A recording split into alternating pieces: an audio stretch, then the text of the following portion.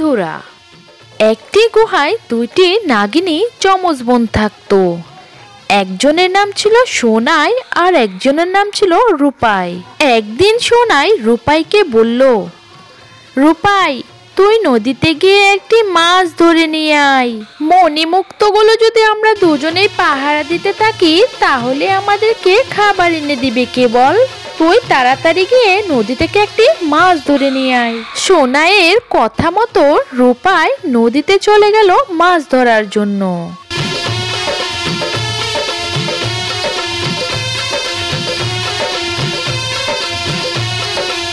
এদিকে সোনাই একা একা মণিমুক্ত পাহারা দিতে থাকলো। রূপাই অনেক চেষ্টা করে একটি মাছ ধরতে সক্ষম হলো। আর এইদিকে সোনাইকে একটি ঈগল আক্রমণ করে বসলো। ঈগলের সাথে সোনাই পেরে উঠছিল না। ঈগলটি সোনাইদের গুপ্তধন নেয়ার জন্য সোনাইকে মেরে ফেললো। তারপর ধনরত্ন নিয়ে পালিয়ে গেল। কিছুক্ষণ পর রূপাই মাছ নিয়ে সেখানে ফিরে এসে দেখতে পেল সোনাই মরে পড়ে আছে। এই দেখে রূপাই খুব কান্না করতে লাগলো।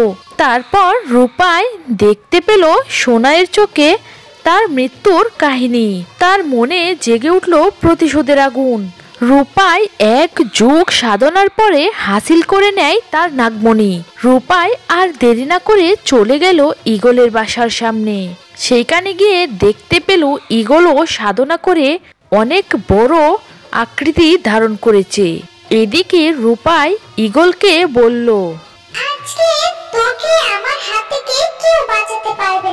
তখন ঈগলও তার জাদুর দ্বারা রূপাইকে আক্রমণ করলো। রূপাইও তার মনির সাহায্যে ঈগলকে পুড়িয়ে ভস্ম করে দিল। তারপর রূপাইয়ের প্রতিশোধ সম্পূর্ণ হলো। কিছুদিন পর রূপাই তার গুহায় ফিরে যায়। তারপর সে তার বোনের কথা ভেবে অনেক কান্না করতে লাগলো। এইভাবেই আমাদের গল্পটা শেষ হয়ে যায়। বন্ধুরা, আমাদের এই গল্পটি ভালো লেগে থাকলে আমাদের চ্যানেলটিকে অবশ্যই সাবস্ক্রাইব করে রাখো এবং লাইক কমেন্ট করতে ভুলবে না। খোদা হাফেজ।